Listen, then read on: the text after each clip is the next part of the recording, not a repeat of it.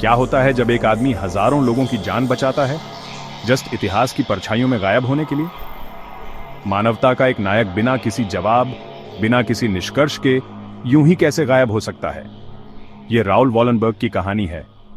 वह आदमी जिसने नाजियों को चुनौती दी, हजारों लोगों की किस्मत बदल दी और फिर हवा में गायब हो गया। राउल वॉलनबर्ग एक सैनिक नहीं थे, न जासूस न पॉलिटिशियन। वह एक स्वीडिश डिप्लोमैट थे, लेकिन दूसरे वर्ल्ड युद्ध के दौरान वह कुछ और बन गए। हंगरी के यहूदियों के लिए आशा की किरण, जो विनाश का सामना कर रहे थे। 1912 में स्वीडन के सबसे अमीर और प्रभावशाली फैमिलियों में से एक में जन्मे वॉलनबर्ग एक शानदार जीवन जी सकते थे। इसके बजाय उन्होंने एक अलग रास्ता चुना, एक ऐसा रास्ता जो आखिरकार उन्हें अंधेरे के केंद्र में ले गया। 1944 में जब होलोकॉस्ट अपने भयानक चरम पर पहुंच रहा था, वॉलनबर्ग को डिप्लोमैटिक कवर के तहत बुडापेस्ट भेजा गया था। उनका मिशन नाजी डेथ कैंप्स में डिपोर्टेशन से ज्यादा यहूदियों को बचाना था। उन्होंने जो किया वह असाधारण था। वॉलनबर्ग ने यहूदियों को स्वीडिश प्रोटेक्टिव पासपोर्ट जारी किए, आधिकारिक दिखने वाले दस्तावेज जो धारकों को स्वीडिश क्राउन के संरक्षण में स्वीडिश सब्जेक्ट्स के रूप में आइडेंटिटी देते थे। वे कानूनी रूप से बाध्यकारी नहीं थे, लेकिन उन्होंने काम किया। उन्होंने बुडापेस्ट में 30 से ज्यादा बिल्डिंग्स को सेफ हाउस के तौर पर रिमेन्सिया, जहां स्वीडिश झंडा फहराता था और उन्हें एक्स्ट्रा टेरिटोरियल मार्क किया गया था। उन्होंने हर मोड़ पर रिश्वत दी, फिर आया, टॉकचीत की और अपनी जान जोखिम में डाली। चश्मदीदों ने बताया कि वह ऑशविट्ज लाइफे वाली ट्रेनों पर कूद जाते थे, खिड़कियों से पासपोर्ट देते थे, नाजी गार्ड्स के सामने लोगों को ट्रांसपोर्ट से खींच लेते थे। जनवरी 1945 में जब तक रेड आर्मी बुडापेस्ट एक्सेसी, अनुमान है कि वॉलनबर्ग ने 1 लाख से ज्यादा लोगों की जान बचाने में मदद की थी। लेकिन फिर कुछ ऐसा हुआ जिसकी कोई वजह नहीं थी।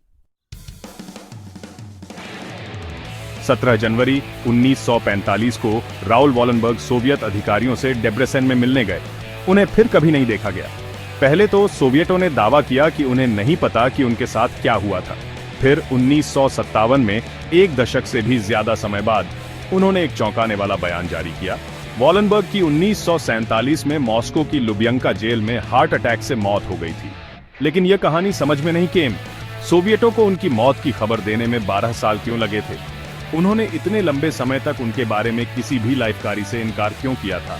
और 1947 के कई ईयर्सों बाद भी सोवियत लेबर कैंप्स में वॉलनबर्ग के कई अनकन्फर्म्ड देखे लाइफे की न्यूज़ें क्यों थीं? आने वाले डिकेडों में बचे हुए लोग, सेलमेट्स और फॉर्मर इम्प्रिजनडियों ने सोवियत प्रिजनों में वॉलनबर्ग जैसे दिखने वाले एक आदमी को देखने का दावा किया।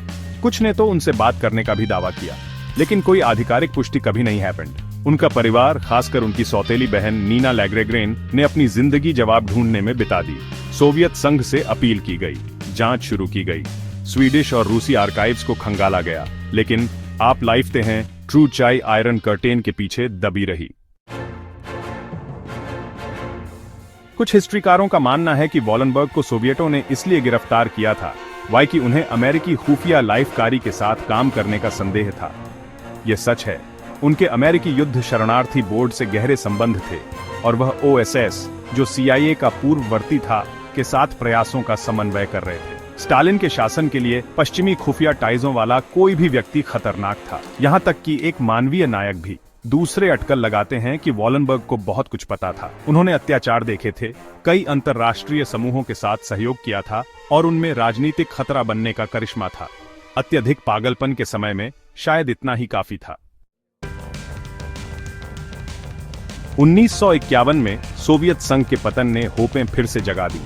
रूसी अधिकारियों ने कभी कभी गुप्त फाइलों तक ज्यादा पहुंच की अनुमति दी, लेकिन तब भी जवाब अस्पष्ट, अधूरे और अक्सर विरोधाभासी थे।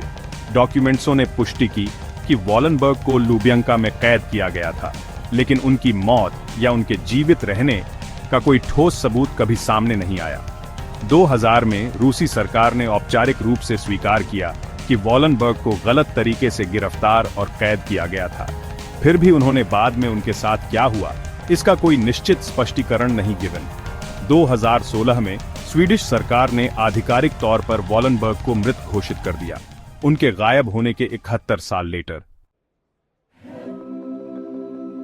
लेकिन रहस्य बना हुआ है। क्या राउल वॉलनबर्ग को केजीबी ने फांसी दी थी?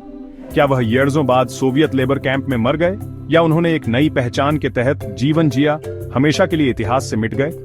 अनुत्तरित सवालों के बावजूद एक बात निर्विवाद है, राउल वॉलनबर्ग की हिम्मत ने हजारों लोगों की जान सेव। उनका गायब होना सिर्फ एक ऐतिहासिक पहेली नहीं है, यह बुराई के खिलाफ खड़े होने की मैडमत का एक दर्दनाक प्रतीक है।